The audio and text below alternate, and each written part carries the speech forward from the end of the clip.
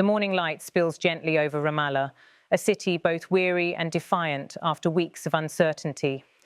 Inside the Palestinian Prime Minister's office, the air carries a sense of urgency. Cameras flash as two figures step forward to greet each other: United Nations Under-Secretary General for Humanitarian Affairs, Tom Fletcher, and Palestinian Prime Minister Mohammad Mustafa. They shake hands, a formal gesture, but one that carries the weight of a population still struggling to breathe under the rubble of blockade, crisis, and ceaseless war.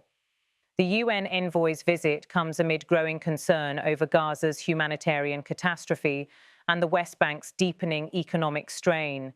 Fletcher, a seasoned diplomat and former British ambassador, is now one of the world's top humanitarian coordinators.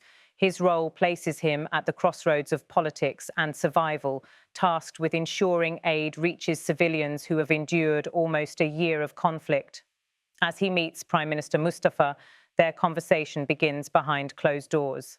The Prime Minister's office has been the stage for countless appeals over the past months. Appeals for fuel, medicine, safe corridors and reconstruction.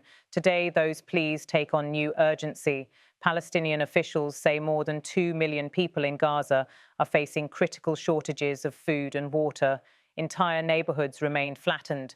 Aid trucks line up for days, unable to cross due to inspection delays and closed checkpoints. In Ramallah, Fletcher's tone is calm, yet unmistakably grave. He says, "Our focus is on saving lives, on ensuring that humanitarian aid is not blocked by politics."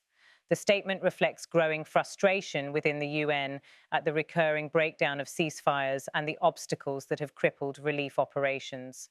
Prime Minister Mustafa listens intently, occasionally taking notes. His face, composed yet tense, mirrors the burden of a leader trying to rebuild under siege. He tells Fletcher, "The world must not look away. Every hour of delay costs lives in Gaza." The meeting room is modest, Palestinian flags on one side, the UN emblem on the other. Around them sit advisors, ministers, and field coordinators, each representing a chain of command that connects international aid offices to tent cities and makeshift hospitals across Gaza. In the past month, Palestinian authorities have accused Israel of using bureaucratic delays to restrict the entry of aid. Israel, for its part, insists it is screening shipments for weapons and dual-use materials. Between these narratives lies the grim arithmetic of hunger: thousands of tons of aid, and yet millions still starving. The UN chief's arrival in Ramallah comes at a time when even humanitarian agencies are under threat. Aid convoys have been targeted, storage warehouses damaged, and communication lines severed. International staff working in Gaza have described conditions as hellish. Outside the compound, the Palestinian flag flutters in the dry October wind. Journalists wait by the gates, hoping for a comment, a sign of progress, or at least empathy. For many here, visits from global envoys often raise hopes that fade too quickly. Inside, the talks turn to coordination. Fletcher outlines the UN's latest plan to reopen humanitarian corridors, restore hospital supply chains, and deploy emergency fuel shipments through monitored routes. He stresses that humanitarian access must never depend on political bargaining. Prime Minister Mustafa responds firmly. "We need guarantees," he says, "that aid will reach civilians, not tomorrow, not next week, but now." For the Palestinian leadership, this meeting is not only about logistics, it is about recognition, ensuring that their struggle for survival is seen not as a political inconvenience, but as a global moral test. Behind the scenes, the UN is also pushing for a larger agreement among regional powers. Talks with Egypt, Jordan, and Qatar are underway to establish a humanitarian coordination centre based in Amman. The idea is to bypass repeated border gridlocks and ensure that relief flows even when ceasefires collapse. But in practice, every delivery remains a negotiation, each convoy requiring approvals, security checks, and diplomatic mediation. A senior Palestinian official familiar with the discussions says the UN team has requested daily humanitarian pauses in Gaza to allow aid to move safely. The proposal, while welcomed by international partners, faces opposition from hardliners in Israel's government, who argue that such pauses could allow Hamas to regroup. The debate highlights the cruel paradox of humanitarian diplomacy. Even compassion has to pass through checkpoints. As the talks in Ramallah continue, the sound of the muezzin echoes faintly outside, a reminder of life carrying on amid exhaustion. Fletcher leans forward, speaking quietly. "We are running out of time," he says. "The world cannot normalize the suffering of Palestinians." Prime Minister Mustafa nods, his eyes fixed on the notepad in front of him. "Our people are not numbers," he replies. "They are families who deserve dignity and peace." The two men pause for a moment, a rare silence in a day filled with words that struggle to match the scale of tragedy. Later, they are joined by several cabinet ministers and representatives from the UN Office for the Coordination of Humanitarian Affairs, OCHA. Maps are laid out across the table, routes into Gaza, buffer zones, and red lines that mark restricted areas. Each colour represents both danger and hope. The discussion turns to the situation in the West Bank, where rising tensions and economic strain have deepened the sense of crisis. Prime Minister Mustafa warns that without immediate international intervention, the territory could face what he calls a social and economic collapse. Fletcher agrees, adding that humanitarian work cannot succeed without stability and respect for international law. For years, the UN has been calling for a sustainable framework to support Palestinians, not just through emergency aid, but through rebuilding infrastructure, schools, and hospitals. The challenge, officials say, is not only funding, but access and political will. In the corridor outside AIDS exchange briefings, one mutters that the situation on the ground changes faster than reports can be written.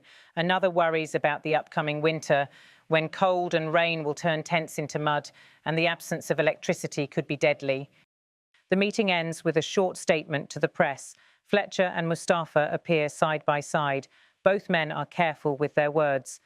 The United Nations stands with the Palestinian people in their right to humanitarian assistance and protection, Fletcher declares. We will continue to engage all parties to ensure aid reaches those in need. Prime Minister Mustafa echoes the sentiment. We thank the United Nations for its efforts, but we call on the international community to act, not just to speak. Their words, though diplomatic, carry a sharp undertone, a message to world capitals that sympathy without action is complicity.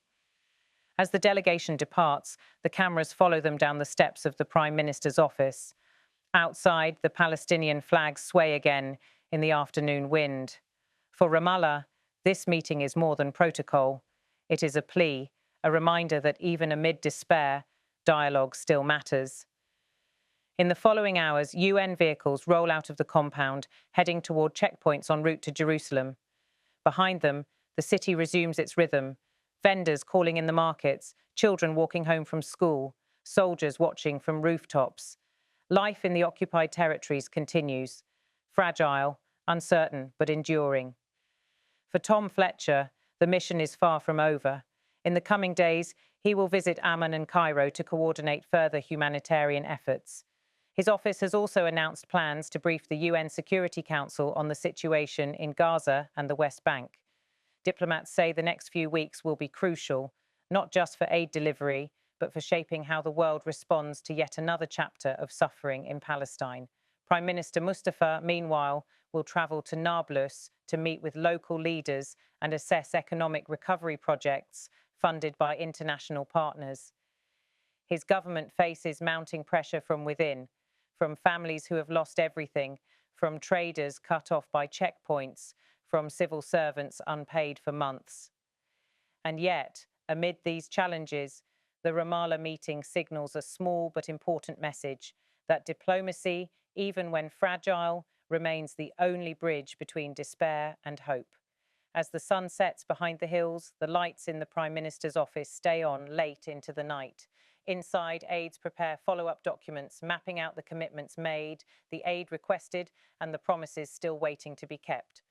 Outside, in Gaza and across the West Bank, millions wait, not for speeches, but for food, medicine, and safety. The voice of Tom Fletcher lingers in memory. Humanitarian principles are not negotiable. Every civilian deserves protection, and with that conviction, the day in Ramallah closes.